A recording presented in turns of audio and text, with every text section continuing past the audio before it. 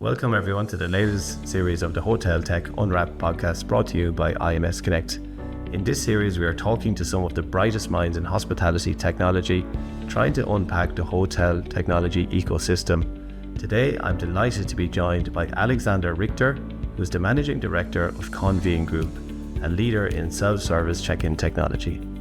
Okay, thanks for joining me today, Alexander. You're very welcome to the show. Can you tell us a little bit about your business and the problem that you guys solve in hospitality? Sure, and thank you so much for having me on the show. My name is Alexander Richter. So I'm the founder and managing director of Convene Hospitality. So in short, we deliver self-service solutions for the hospitality industry. Our main products are kind of self-check-in screens, but we also kind of have a web application for self-check-in. Our main kind of focus is within self-service solutions within the hospitality industry. Yeah, super, cool. And how we met is a bit like the start of a romantic story. We met in a bar at an IHF event here in Ireland. So you're in the Irish market a couple of years. Can you give us some backgrounds to, why you came to Ireland and how you're finding the market here? Yeah, sure. So my previous CTO, he's Irish. He's from Waterford. So it was kind of a natural way that we were looking into Ireland at some point. Also, kind of what he mentioned to us is Ireland is very similar to the Nordic market. Many of the same kind of suppliers and technology providers in Ireland, and kind of fairly similar culture as well. So it started actually talking to Hotsoft, because Hotsoft is a Swedish company, but they are really big in Ireland. Most of the hotels at the time, at least, were using Hotsoft as a PMS. So we did some research. We talked to Hotsoft, and then we had some really good, successful projects together in the Nordics,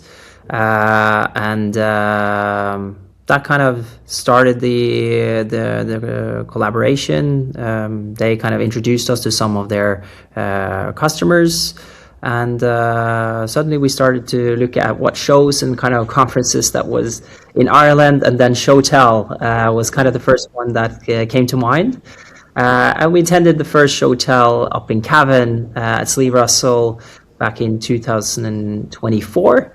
That was kind of the start of our journey in Ireland, and we have been part of the Showtel ever since, and we will be part of Showtel also in the future. I'm really excited to come to Ireland every time, and since then it's been quite busy in Ireland, so that's really good.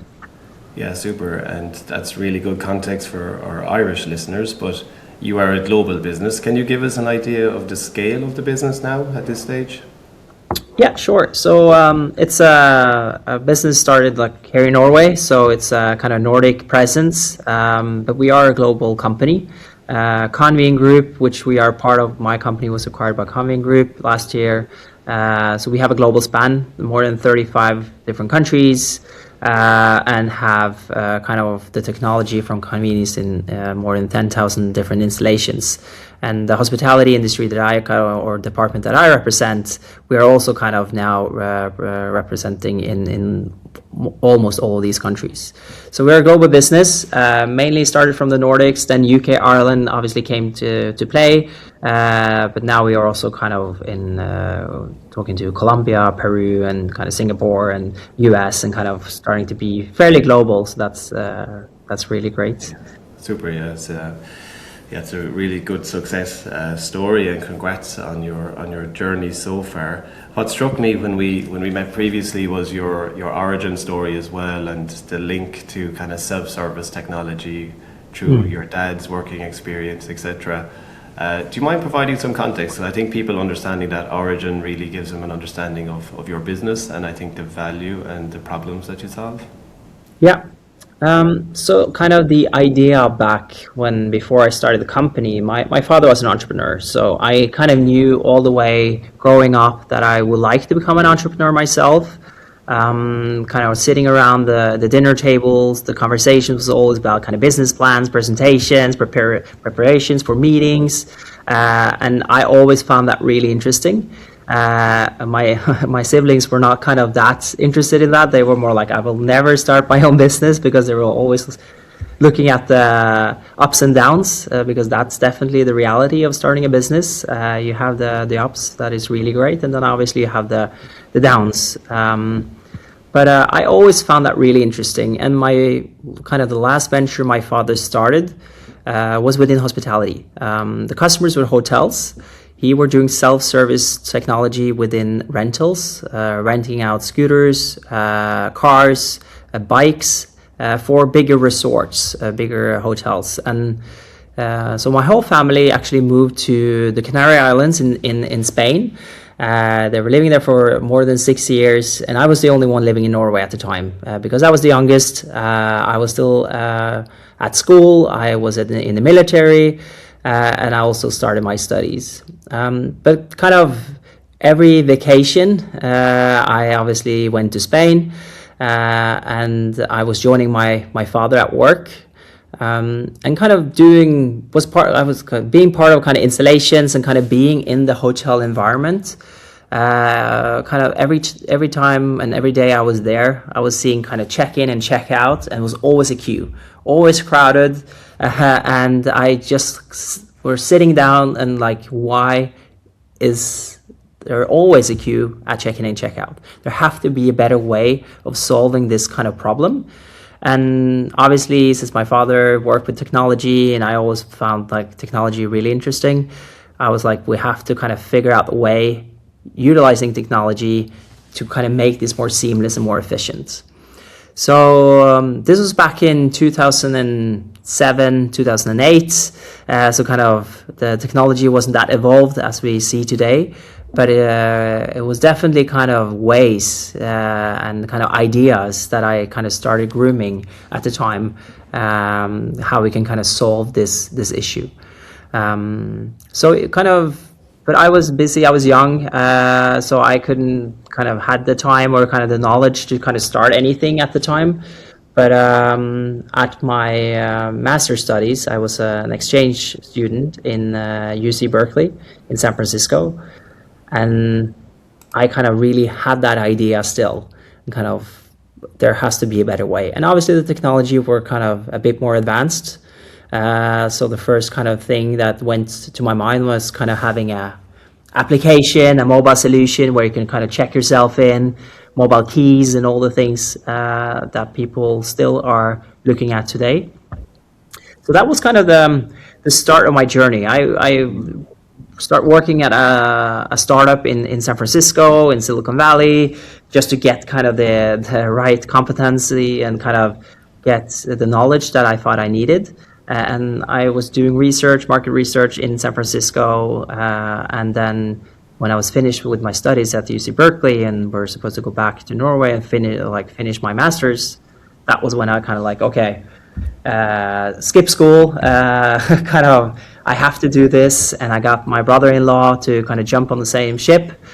So he quit his job and I quit my studies, and then we started the company in 2016. And then we've been doing this now for almost 10 years. So yeah, super. Yeah, it's very, I think when it really struck me, that context from your upbringing, and it's amazing the exposure of what your parents give you when you're young. The influence that can have on your life, and when you look back you can start joining dots, but at the time it's kind of just the things you naturally took interest in, you know. So probably very lucky to have a dad like that who was quite entrepreneurial and willing to share his stories and his insights with his kids and get you involved, because you know I've 3 young kids myself, and you're conscious of when you get home they don't know anything about your day, right? And they just see you as dad, and that's it. They don't understand anything else, any other context. So when we do sit down and chat over dinner, or when they're going to bed, if I'm telling them a bedtime story, I would try and actually link it to something that happened in my day, just to give them a better understanding of what happens. You don't just leave the house and then come back and nothing happens in between, you know. But yeah, it's amazing though the influence that can have over time on kids and the ideas, I suppose, and the natural interest that they can develop. So it's a very interesting, say, origin story, and I think it gives really good context to the listeners. And I imagine when you were thinking about self-check-in technology all the way back to '07, '08, and then when you started the business in 2016, you're probably questioning, will this really be required in the future, I imagine, at that time. So if you looked ahead now to 2026, I think a lot of people would have assumed that there would be, a vast array of solutions that would solve the problems that you've described. The reality is the self-service technology is a real cornerstone now of the hospitality experience, because when we speak to operators, they want to provide options to the guest, and they want to have a quite hybrid and flexible model, typically, right? So how have, and one of the interesting things you would have said to me was that you are ultimately selling time. So what did you mean by that? Can you unpack that for our listeners? Sure. So kind of I have a phrase that I like to use is time is luxury. And it really is, because what we actually sell is time. Time to your guests, time to your staff, enables kind of more seamless processes for your employees and the people that actually visit your hotels. And by saying that, it's kind of self-check-in the perception of self-check-in has normally kind of been like, oh, but you're forcing the job that the receptionist should do over to your guest. That's not a good experience. We need to be more personalized. We need to kind of welcome you every time you check in. And I'm 100% agreeing to that. And that's, I think, if you turn self-check-in, and that's actually what we're doing. We're kind of enabling more time. We're giving an option. We're not forcing anyone to check in at our solutions, but the ones that will like to check in into our solutions, they are more than happy to do that.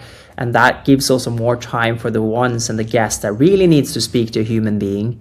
They have more time to actually care about them, because they're not the biggest queue, because they have kind of someone that is able to check themselves in. There's always an alternative. If there's a queue, you can check yourself in.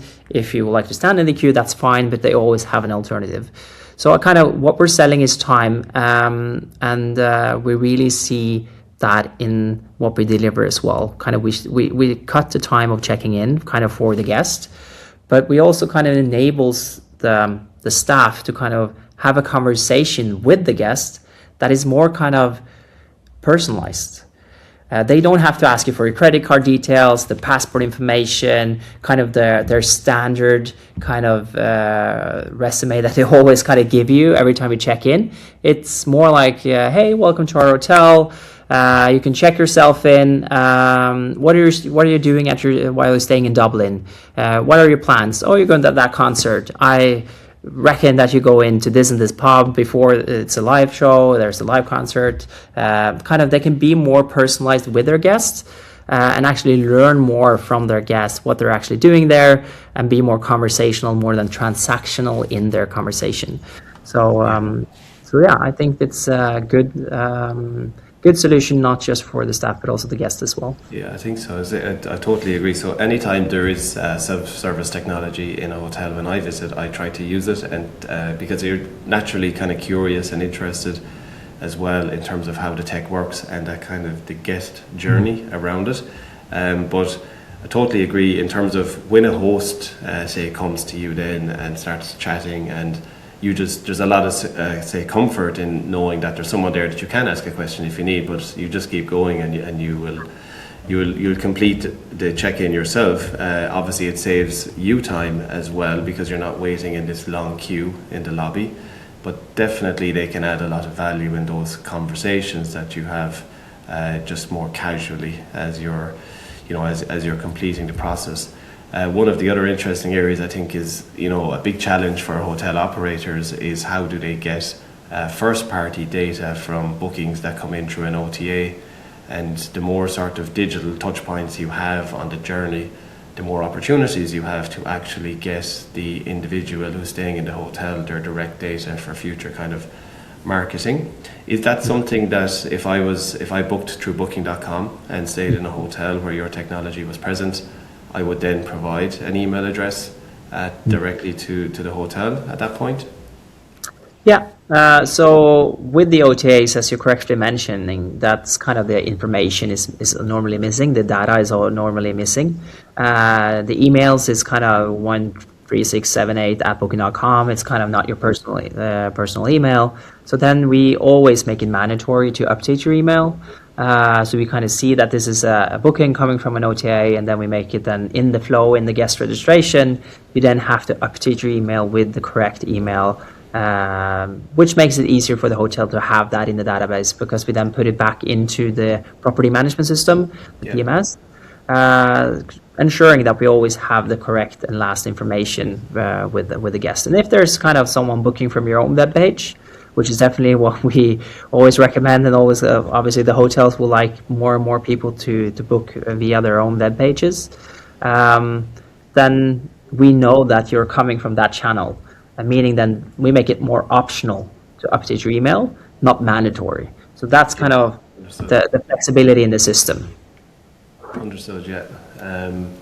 And then integration with different, say, mobile journeys. How does that look for you? So if I know you'd have lots of different brands who have different ways of doing things, right? So I suppose if you were to pick a kind of a default position, how does the guest journey work, would you say, end to end? Yeah, so we kind of have our own web application as well, meaning that we can send out information kind of on a text message or an email 24 hours before the stay, with saying like, hey, welcome to our hotel. If you would like to do your pre-registration, follow this link, and then you will save time at check-in. And then you kind of are redirected with a link into a browser. So you don't have to download any apps or anything in the preparations before that. We know kind of your reservation details. So what you will get is kind of the registration page, where you just fill in the information we don't currently have. Normally have your name, we kind of maybe have your email, whatever information kind of you already put in, that will kind of be there. And then you kind of sign the terms and conditions and kind of do whatever necessary steps that the hotel require. And if you do that, you're kind of awarded when you come to the hotel, because then you have a fast track, which we like to call it. Then you kind of have just a QR code or a 6-digit unique code, where you can just like pin that in the screen, and then go straight to key encoding and creating your keys. Yes. So that's kind of the fast track. Then you kind of spend 15 to 20 seconds on the check-in, which make it very, very seamless. The other kind of guest journey is that the hotel have their own apps. Let's say it's a bigger kind of part of a bigger chain, if it's kind of Marriott, Hilton, Accor, you name it. Then we can also use their own existing apps where the people can check in their application. And when they kind of have finished their registration, we also give the app the access to the 6-digit code. So they can actually use their own existing apps, and then we kind of give our APIs to them, and then we show the 6-digit code, and then they can go straight into the screen and then collect their keys. So we kind of make it either our own solutions or kind of integrate with their existing systems. Understood, yeah. So it's very flexible, and I think that's ultimately the way it needs to be, and it gives lots of choice to the guest and lots of flexibility to the operator, which obviously makes your business then very scalable. If you have to do a deployment, can you just ship out the technology to a property? Do you guys self-install? How does that work for you in trying to service multiple countries? That's a good question. So we have kind of different models. What's great about kind of our solution, I think kind of this is important, that people are talking about kiosks, and that's kind of the word of our solutions in the market. I'm not really fond of the word. I normally say that this is not a kiosk. I really emphasize that, because normally when you think of a kiosk, it's kind of a McDonald's solution, right? It's kind of a bigger, bulkier unit that doesn't fit into an existing hotel environment. Every hotel is different. Every hotel has different DNAs and kind of different aura around them. And we would like to kind of integrate our solutions more into their existing environment, more than kind of forcing a bigger, bulkier unit into that environment, and it kind of, you can straight away see that that has nothing to do in the hotel lobby. So it's just a touch screen, and you can kind of place it on the wall, place it on the desk, and it makes it really, really seamless there. So no, our deployment is fairly simple. We can either ship the units to the hotel's address, and then the hotel sets them up themselves. We have multiple kind of examples of that, where we could just like ship 2 or 3 or 4 units to the customer. They have a simple manual. It's about screwing a couple of screws into the wall or kind of into the desk. And we kind of make it as simple as possible for them. And obviously we can also remotely support them via Teams chat or anything else. So that's actually starting to be more and more popular, because then obviously they don't have to pay for the installation hours. We can also be more efficient. But by all means, we are also there to do the physical installation for them. So in most cases, we ship the units to the hotel, and when they kind of confirm that they have everything in place, we kind of send either from our team or external partners that comes and set it up, and everything is tested and everything is kind of well prepared. And we also do training at site, so kind of everything is 100% ready as soon as we deploy the software. Yeah, so, very cool. Yeah, again, it's a very flexible model, which means you're well positioned then in the market. I really do agree with you in terms of the look and feel of the screen, and how it fits with the hotel brand is super important. So it sounds like when there's just a huge amount of flexibility and input, an opportunity for the operator to input into where it's positioned and how it's installed as well. And I presume from a practical point of view, it's just local power and a data port, I imagine, is all you need behind the screen. So yeah, that's internet and power, and then kind of as soon as we have that and it's kind of whitelisted URLs, then kind of we're ready to go. So it's very, very simple. Yeah, interesting. Yeah, so we've lots of experience ourselves from deploying network technology in terms of providing connectivity for those types of screens. And one of the big things obviously we learned is the failover of the connectivity is super important, so that you have 2 internet connections into the building and that you have your auto failover configured, because you want this technology really connected all of the time. One thing that was just thinking about there, as you touched on it, is that integration piece. So what are the key systems that you have to integrate and is that more so the biggest challenge for your business, above all other things, or what would you see as the biggest constraints? Yeah, so kind of our core integrations that we need to work with is the PMS, the property management systems. And kind of we cover a big fleet of the biggest PMSs, also kind of smaller PMSs in different markets. So kind of we have a fairly big portfolio of different integrations when it comes to PMSs, but also door locking systems. We're also talking to most of the we integrate into most of the biggest kind of door locking systems out there. We're also doing a fairly local, or at least the first time we have heard of them, now actually delivering to a new hotel in Ireland, Vienna Woods, with Michael Magner and their hotel, which is a really exciting project for us. And they have a provider we haven't heard of before, but we're doing that integrations as we speak. So kind of that's the flexibility of our solution as well, is obviously if there's a project that we find common grounds, we're more than happy to look into new integrations. So we're doing a new door locking system for them, but we also need to work with the payment provider. So we also have kind of the bigger, the Planet, the Adyen, we're doing Freedom Pay. So kind of that's an important aspect of the journey as well.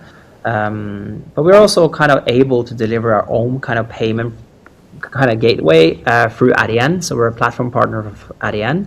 So if you have any local kind of payment provider out there, that is kind of not necessary for us to do that integration, because that can normally either is not, there's not an integration possible, but sometimes it's just like time consuming work to actually kind of do that integration. So then we can deliver Adyen, which is kind of a global payment provider that has kind of, they don't have any downtime since 2012, so it's kind of very reliable system, and they have also good rates in terms of the schemes.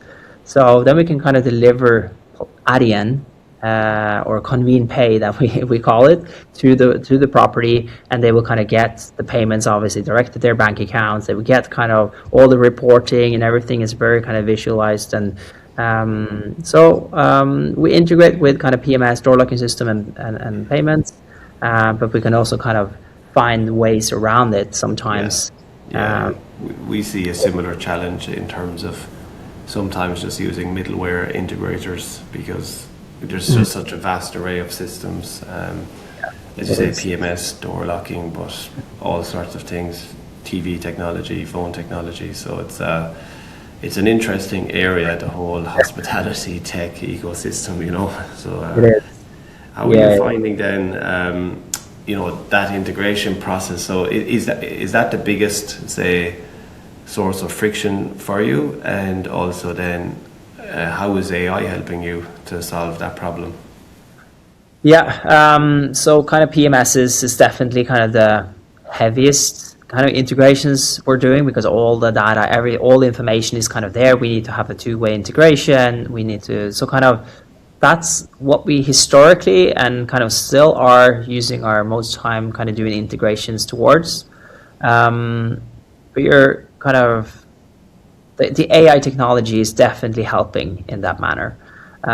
So we have a really good example on that, is that obviously we have done the Opera integrations on premise historically, and then now obviously Opera Cloud and the Planet integrations and so forth. But we were asked by a potential client to have Cloudbeds integration, which is a very kind of obviously in the cloud and kind of fairly good APIs to connect with.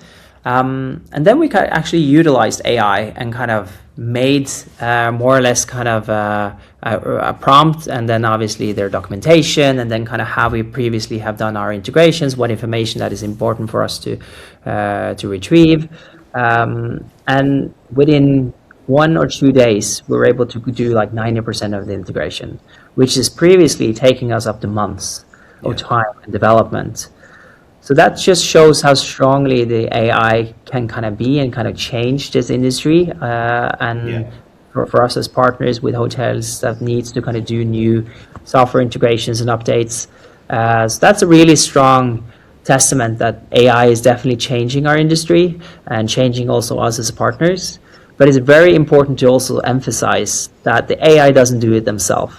You definitely need guidance. You have to have the kind of right prompts, but you also need to follow up and kind of look, and we have to do a lot of changes, obviously. So we need the knowledge. We still need kind of developers that is senior level to kind of see what's needs to be changed and not. So kind of you have to really still dig deep to kind of understand the process, but it definitely saves us a lot of time on the repetitiveness that's needs in integration out there. So I'm really excited about what AI is bringing into the kind of the industry and technology, but it's also worth mentioning that it's not doing the job for you 100%. You definitely need guidance. You definitely need people to understand how you can utilize the technology as well. That's our experience also. So again, particularly strong in the area of coding and software development. But as you say, you need to provide the right context. You need to provide the right framework. You need to check everything. You need to test it. Obviously you're building then that kind of creating that code in isolation, so it's not directly integrated into the live system or anything like that. So then you're deploying it in a live environment then separately, which is a good control measure. But I think what we're seeing is that AI is helping businesses to be more productive. For us, it's certainly not replacing jobs. I think what it might do is headcount may not necessarily move as much as it would have historically to get a higher level of productivity in the business. And I think that's an opportunity and a challenge, right? Because all of your competitors are leveraging AI in the same way, so things are moving a little bit quicker. So, the integration you speak about with Cloudbeds, in the future, if that does still take someone a couple of months, they're probably going to be ruled out of the list of potential options from a customer perspective. So, that speed element is going to be important, but the human factor is critical, as you say. So it's a very, yeah, there's a lot of change. You know, you're seeing it yourself every day. It's very dynamic, and even say the changes in just Claude and ChatGPT and those ecosystems every day is just, it's hard to keep up with, but there's definitely opportunities and challenges in that area, you know. But 100%. in terms of how do you see it then? Like you're working with an interesting, say, client mix as well. So you've got some really major, say, global brands that you work with, and then you mentioned Vienna Woods in Ireland, which is an independent hotel. So you've got a very broad array of kind of customer profiles. What do you see as what's the biggest difference for you dealing with, say, a global brand or a large brand versus the more independent operators? Yeah, no, that's a really good question. So kind of, as you're correctly mentioning, we are kind of delivering our solutions to the biggest, to the smallest. We have hotels from 16 rooms till 1,250 rooms. So it's kind of a big difference there. But kind of the main difference for us is definitely the bigger brands has more kind of centralized systems and kind of how the way they work. So kind of when you enter a new building within the same chain, you know kind of exactly what you need to do. It's very kind of copy and pasting from the one property to the next. But everything is kind of very kind of, you need to talk to IT, you need to talk to them, you need to talk to them. So kind of have a structured way to kind of be able to actually go live. It's very kind of down to security. You need to kind of, they have this department to open this port, you need to talk to this department to open that. So it's very kind of a lot of people in the mix to be able to actually deliver. And that's definitely because of security and all the things that is important for them and when it's really centralized.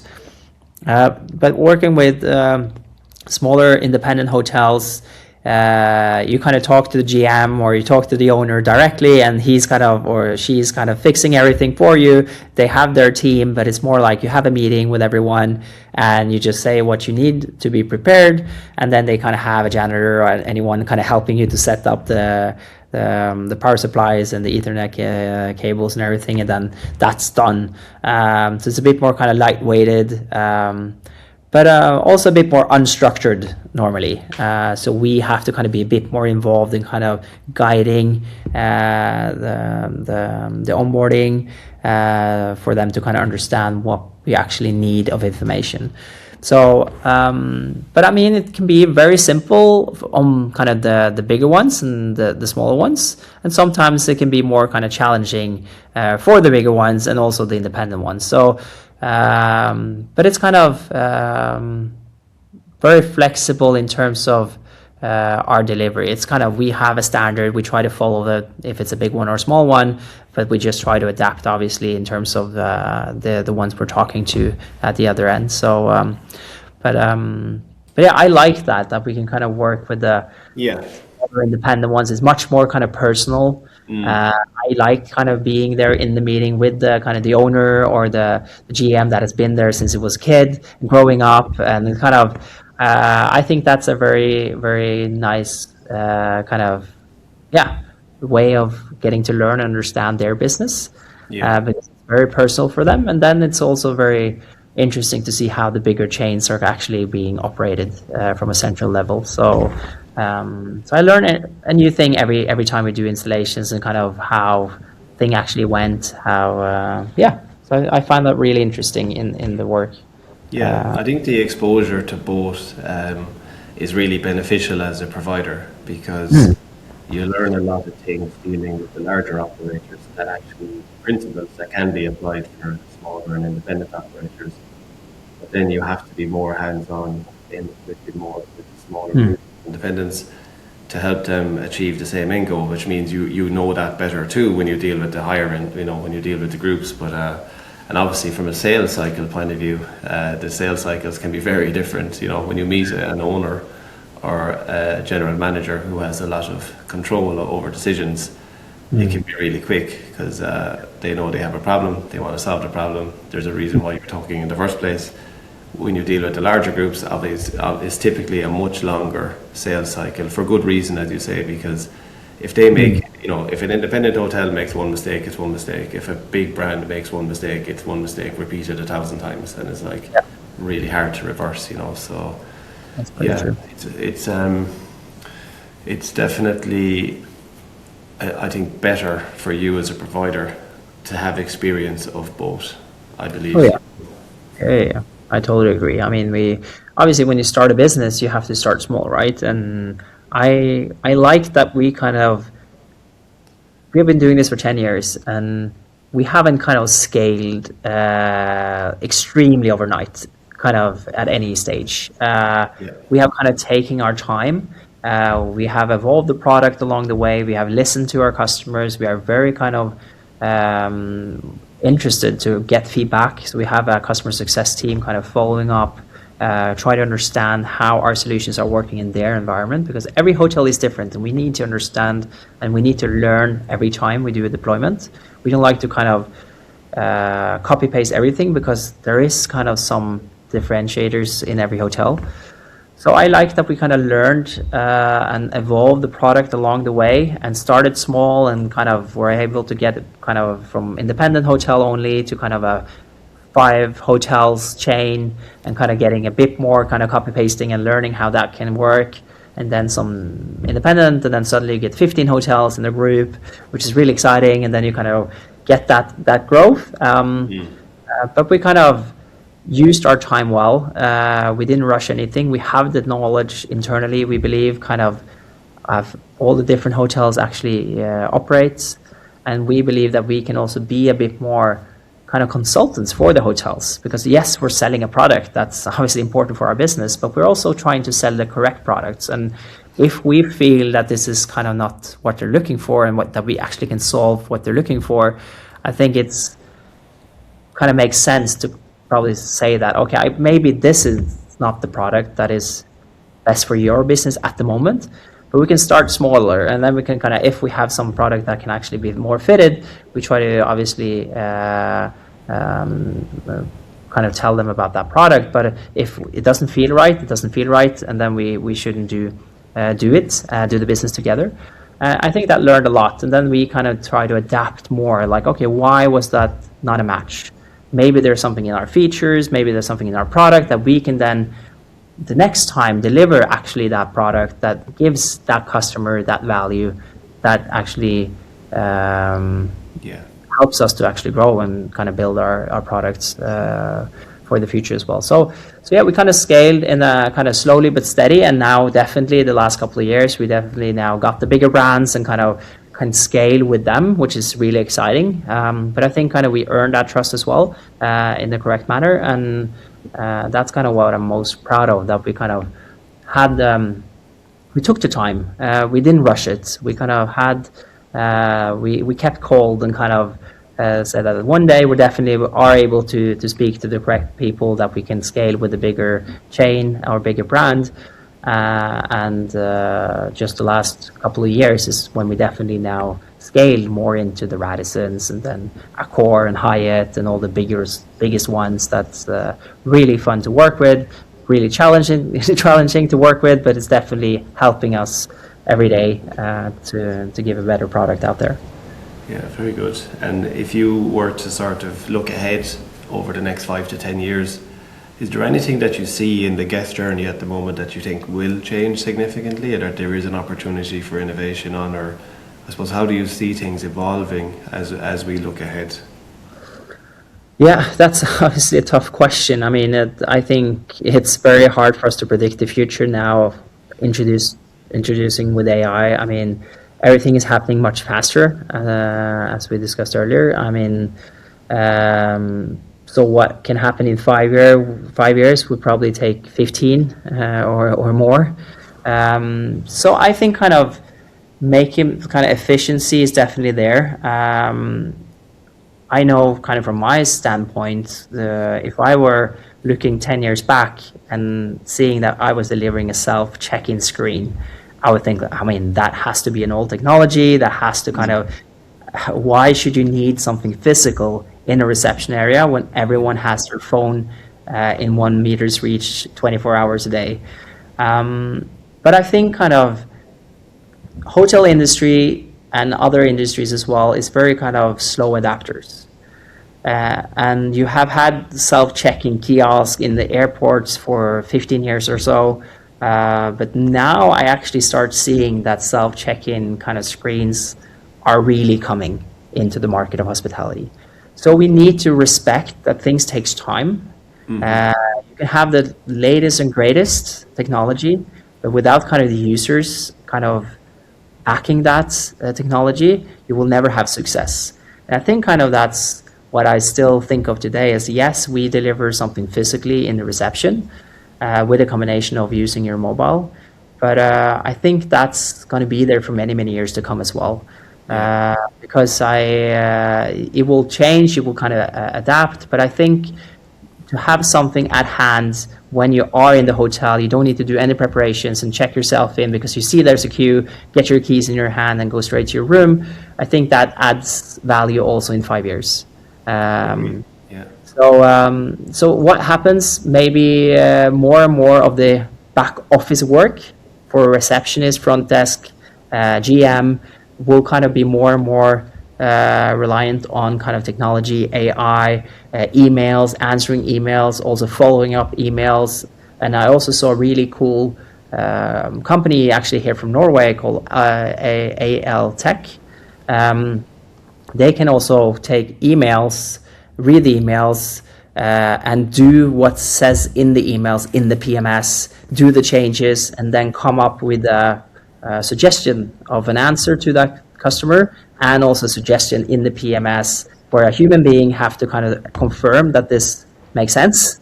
But imagine the time they can save if all the emails are actually auto-response, auto-updated in the PMS, change the reservations, and sends back, we have now changed your reservation to XYZ. So, I mean, that will definitely save a lot of hours for the back office in a hotel, and we'll definitely see similar technologies happening also for the guest journey. But yeah, I think kind of AI will definitely be important, but I think also it's very important, as we discussed earlier, that AI is not solving everything. We still need people. We still need people to kind of guide the AI. We still need people to be there, to be the personalized experience that all the hoteliers would like to have.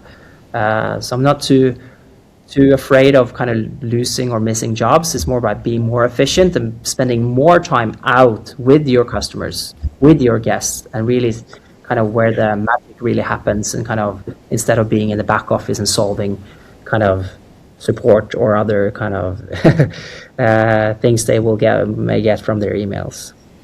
Yeah, I agree. I think so. If you went back to 2016 and said, would the TV screen in a hotel room be important in 10 years' time? That would have been highly questionable too, you know. And I think what we've seen over time is it's this, I suppose ultimately it's a symbiosis with the home experience. It's this constant merging of the home experience with your travel experience. And the TV screen is more important than ever now, because when you go into the room, you've got your content apps and you can cast from your phone, so you can essentially carry on your home experience and your home content more and more seamlessly every day, obviously securely. And the TV has gone from this kind of big unit on the wall with a kind of a default set of free-to-air channels that took you maybe 20 minutes to go through to actually find a channel that's worth watching, to a smart unit that you turn it on and it's all branded and it's a really good experience, but it's ultimately yours to utilize. You know, you can use that TV in exactly the same way you would at home, you know. And I think for us, what we see is that kind of constant, you can take your cues off of how are consumers behaving today, right? So you think about the amount of communication now done in WhatsApp. Can you meet the guest in WhatsApp, for example? And some of the technology we've spoken about, and even we've done a recent interview with a company called D3X. That's what they do. The amount of voice communication that people do every day now, So is there an opportunity for a voice assistant in the guest room? And could that voice assistant be connected to the ecosystem and do the things you've just spoken about? So could you say, hey Siri, replace Siri with whatever. I want to book a local restaurant. What restaurants do you recommend, etc.? Is that, can that be intuitive enough and have enough context to be able to provide value and add value to your stay? What time is checkout? What time is breakfast, etc.?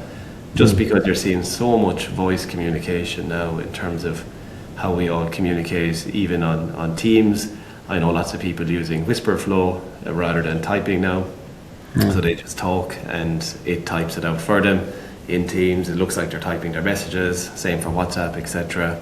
So I do think, and if you think about in your daily life, what's a critical part of your daily life is when you get home, that you can access your home very easily, right? Very seamlessly, and it's something that's familiar to you and there's no friction. And that's essentially a major problem that you're solving in hospitality, is the reduction and removal of friction and making that, giving the guest more control of how they access their room, when they can access their room, and how intuitive that is and how intuitive that's becoming to them, so it doesn't require any level of sort of thinking or time to actually, to get access, right? So I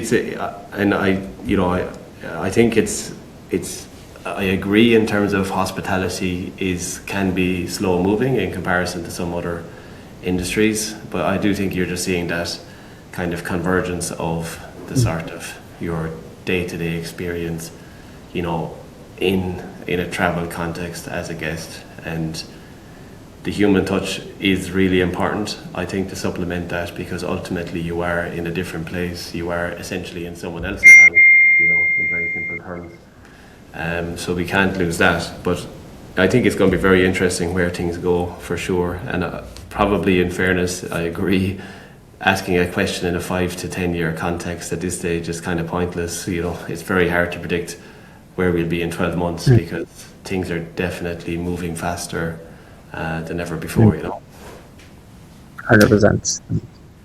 So, Totally agree. I mean, is there anything else we haven't covered today that you think is important, and anything else you want to close out on?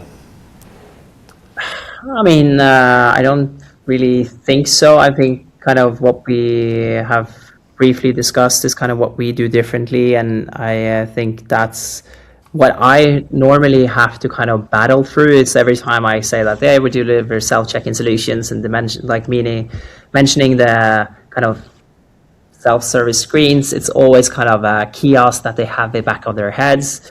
And we're kind of trying to be more like disruptive of kind of, it's not a kiosk, it's kind of a simple touchscreen. It's an industrial touchscreen, so it's nothing you can kind of purchase on an electronic store. It's kind of made for kind of being on business to business. It's not kind of a consumer-based product, but it's very simple and it's very kind of easy, and it's kind of lowering the cost of investment. And that's kind of what differentiates us from our competitors in the market, that if you have everything built in, you have to have a production line, you have to kind of have a testing center, you have to kind of have all the kind of shipments back and forth with parts, you have to have like a storage.